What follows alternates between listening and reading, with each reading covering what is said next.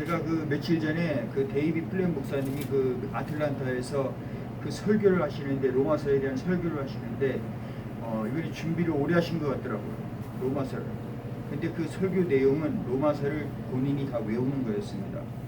그 말씀을 읽을 때 설교가 다른 게 있는 게 아니고 그분이 그 로마서를 읽으면서 그게 설교 내용 끝이에요. 그런데 그분이 너무 그 열정적으로 외우시는데 우리가 이제 그 말씀을 읽으면서 그렇구나, 이 성경 말씀 자체에 힘이 있는 거구나. 우리가 물론 그걸 잘 설명하는 것도 힘이 있지만은 그 말씀 자체에서 주는 그 힘이 있다는 걸 제가 알게 됐습니다. 그래서 저도 새벽에 안 읽었었는데 오늘 한번 읽어보려고 그랬는데 오늘 말씀이 너무 힘이 있기 때문에 저도 한번 우리 다 같이 한번 읽어보도록 하겠습니다. 우리 이게 맞는데 우리 3절씩 제가 3절 우리 목사님들도 한 3절씩 그렇게 한 명 읽도록 하겠습니다. 회당에서는 유대인과 경건한 사람들과 또 장터에서는 날마다 만나는 사람들과 변론하니 어떤 에피쿠루스와 스토아 철학자들도 바울과 직론할세.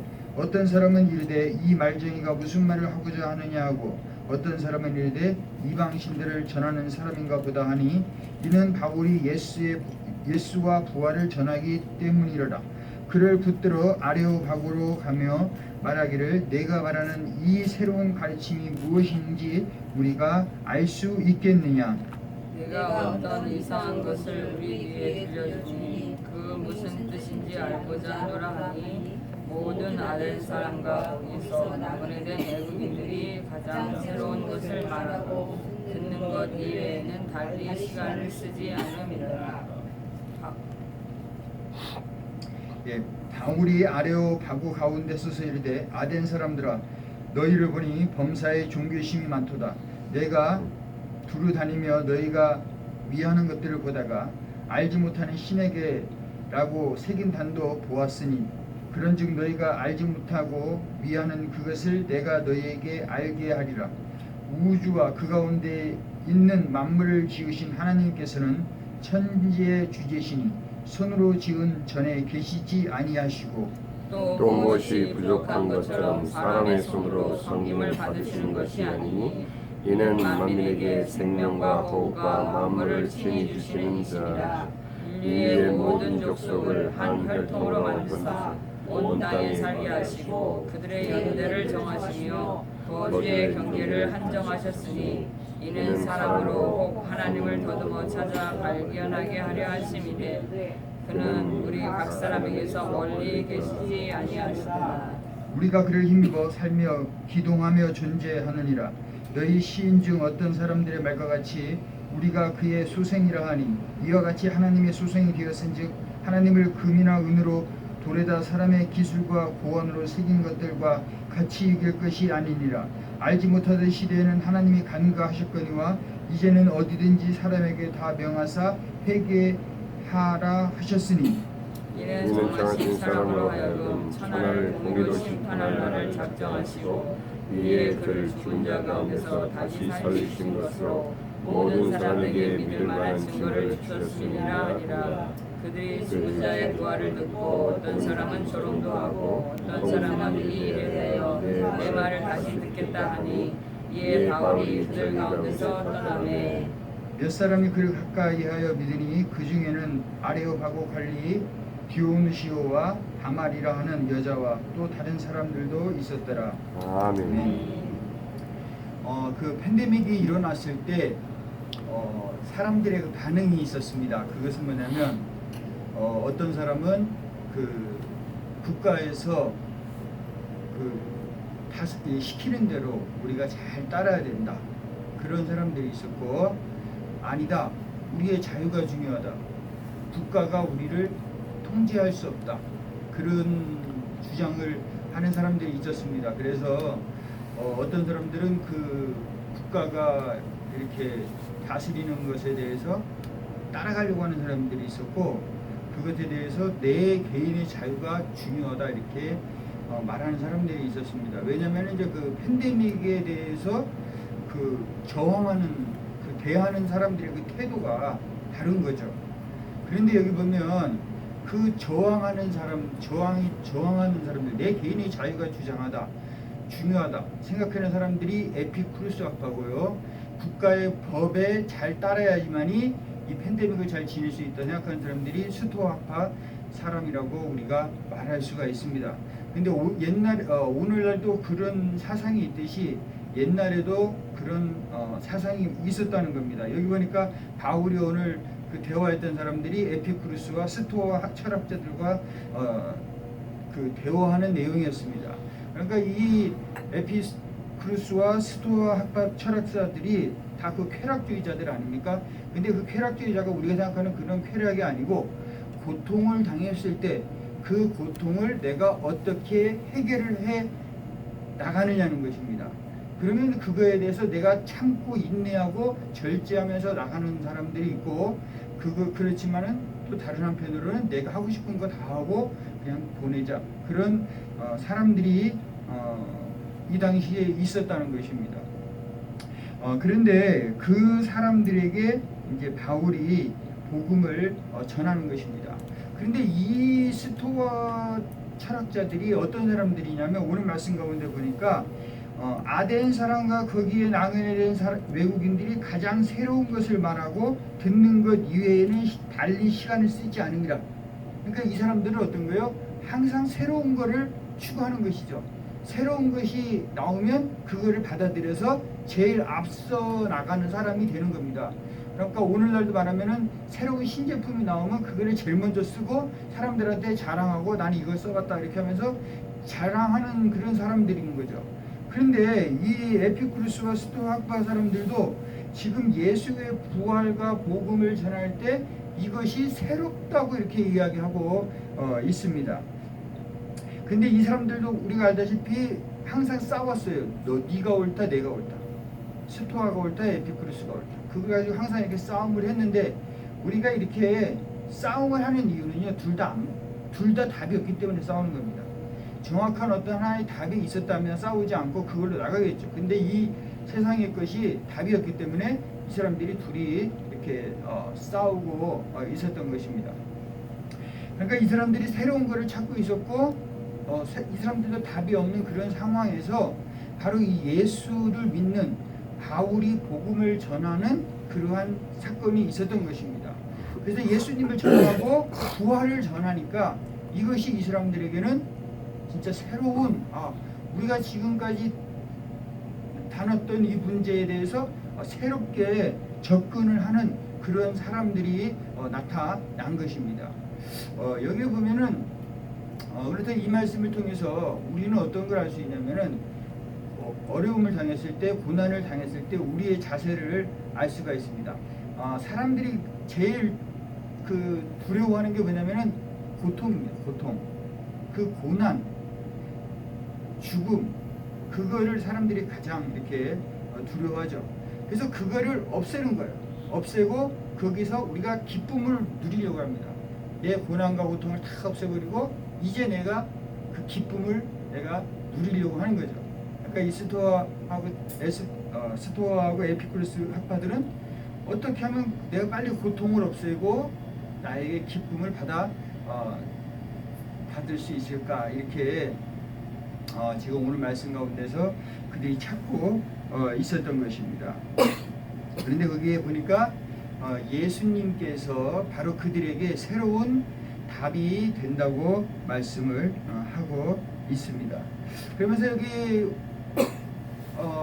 이 바울이 이 사람들에게 하는 말이 뭐냐면은 칭찬을 먼저 하죠. 너희들의 종교심이 많도다 그 말을 합니다. 여기에 바울이 복음을 전했을 때 유대인들도 있었고 헬라인들도 있었습니다. 근데 그 사람들에게 공통적으로 했던 칭찬이 뭐냐면은 종교심이 많다는 겁니다. 이게 무슨 말이냐면은 그런 어려움이 닥치고 힘든 일이 닥쳤을 때 신을 찾는다는 겁니다. 유대인들도 신을 찾고 헬라인들도 신을 찾는 거예요. 그러니까 하나님을 찾지 않는 사람들도 많이 있지 않습니까? 신을 찾지 않는 사람들도 많이 있는데 이 사람들은 바로 보니 너희들이 종교심이 많도다.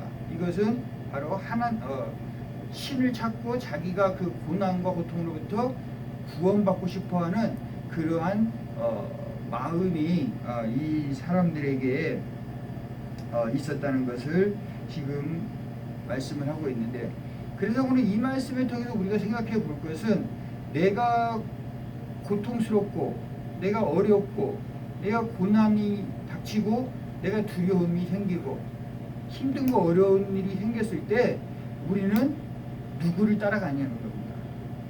에피쿠르스 학파처럼 자신의 어떤 그 쾌락을 중요시하는가, 아니면 내가 더 절제된 삶을 살면서 뭔가의 법에 따라서 내가 움직이려고 하는가, 아니면 오늘 여기에 제시하고 있는 것처럼 예수 그리스도의 방법이 있습니다.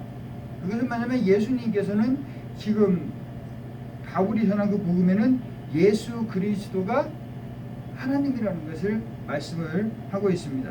그래서 예수님이 하나님이라는 그런 말씀을 하고 있는 거예요. 그래서 여기 보니까 예수님이 우주와 그 가운데 있는 만물을 지으신 하나님께서는 천지의 주제시니, 하나님께서 천지 주인이 되신다는 것을 말씀을 하고 있습니다.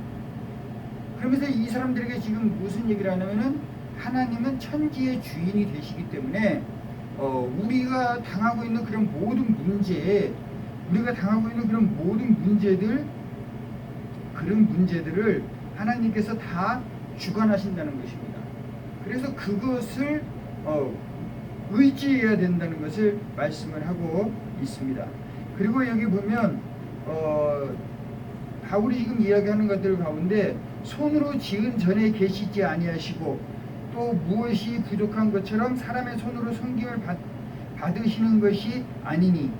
그런데 여기 보면 헬라인들도 자기들의 신을 어디에다가 가둬놨어요? 신전에다가 가둬놨죠. 근데 유대인들도 어떻게 했어요? 예루살렘 성전에다가 하나님을 가둬놨어요. 똑같아요. 지금도 이스라엘 백성들이 예루살렘 성전이 지어지면 뭔가 될 것처럼 하나님이 거기에 만들어 자기들이 만든 그 예루살렘 성전에다가 하나님을 가둬놓으려고 한다는 거예요. 이 헬라 사람들이 자기들의 신을 그 신전에다 가둬놓고 거기서 하나님을 섬기려고 하는 그것과 지금 똑같은 짓을 하고 있는 겁니다. 다 자기들 마음대로. 그런데 하나님은 그런 데에 갇혀 사는 분이 아니시다. 우리 인간이 뭐 아름답게 만들어 놓은 그런 성전에 하나님이 계시는 것이 아니고 하나님은 천지의 주인이 되신다. 그런 말씀을 하고 계시는 것입니다. 그것을 우리가 마음속에 믿어야 된다는 것이에요. 그 하나님을 믿을 때 우리의 그 문제가 해결되고 우리의 고난의 문제, 우리의 고통의 문제, 우리 죽음의 문제를 하나님께서 해결해 주시는 줄 믿습니다. 그러면 여기에 두 번째 보면은 하나님 그 예수님께서 어떤 분이냐면 만민에게 생명과 호흡과 만물을 주시는 이라고 말씀을 하고 있습니다.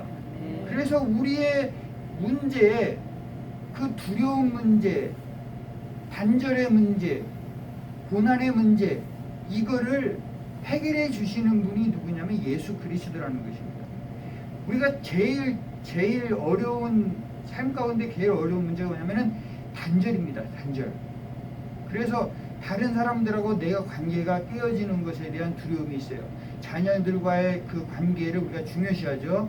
부부간의 관계도 중요시하죠. 또 다른 사람들과의 관계도 우리가 중요시합니다. 그래서 그것이 깨어지는 것에 대한 우리 두려움이 있거든요.